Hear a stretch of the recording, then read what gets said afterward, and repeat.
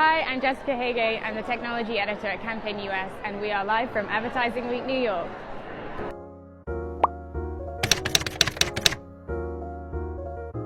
In the run-up to the midterms, we've seen misinformation continues to be a challenge that platforms are grappling with. How are marketers changing their brand safety strategies for this? Does it involve shifting into different media channels? Unfortunately, during any kind of highly charged news cycle, we see an increase in incendiary content, hate speech. We just released data today that showed overall a 26% increase in hate speech during the last several weeks running up to the election. When you enter from an advertising perspective into these media placements where user-generated content makes up a high volume or concentration of total content on the website, there's always going to be an inherent risk. So rather than request advertisers pull out of those channels entirely, we simply say, make sure from a safety and suitability perspective, you know what your guardrails are and you've got a set of tools that empower you to deliver on those within your media buys. In the current environment, what we've seen more of for brand advertisers, but also for a lot of our advocacy clients, is simply taking a break right now. When inventory is more expensive, it's a very charged environment. We're hearing, again, especially from advocacy or sort of corporate social responsibility clients, they're coming to us right now and saying, look, there's only 3 weeks to the election. Everyone's really amped up on these topics. Let's just hold until after the election. Hopefully everything calms down. Honestly, we've seen a bit of a delay in certain advertisers spending their Q3, Q4 budgets to post-election because they frankly don't want to sort of enter into the fray.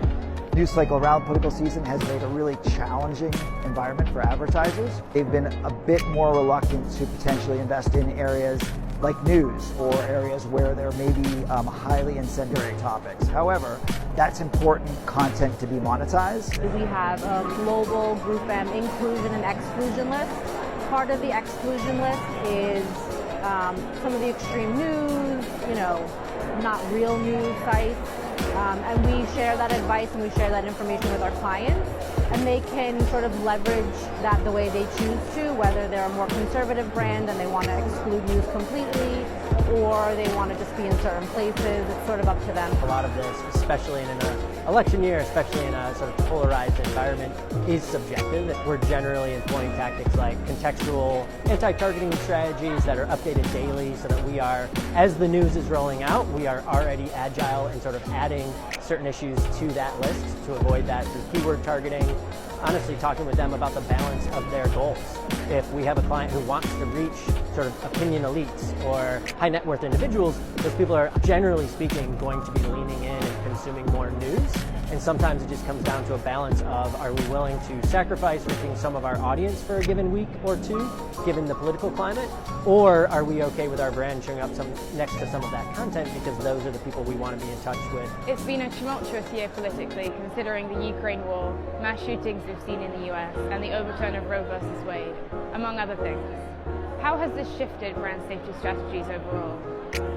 When the social conversation or political conversation is getting really loud, we definitely take a step back from a lot of what we're doing and say, okay, we need to put our initiatives or our messaging on pause, because a lot of times either it's not that important, or if like a lot of heat is happening, we don't want to be caught up in the line of fire. Since COVID, we've had significant social movements around the world. We've had highly charged elections. All of those have come with brand safety issues, brand suitability issues. Brand safety always used to be, or not the back burner, but definitely not in the front burner for advertisers, right? It's something that as long as they were away from adult content or pornography, they were okay. We're protecting that. But now it's been, an advertiser is just as concerned about where they are as what their ads say. So it doesn't have to be horrible content, but does the content actually align with their values? We've seen an increased focus on brand safety as an overall concept, honestly, since some of the current events dating back to spring of 2020, especially in the US.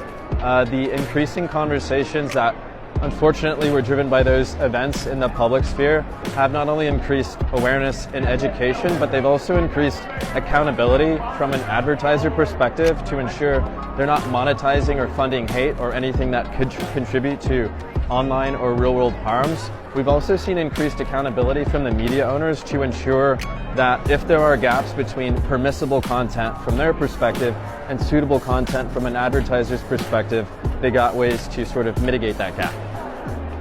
What are marketers' key priorities when it comes to protecting their brand reputation among consumers? So the first priority is do no harm, which is we don't want to be around content that will hurt our brand.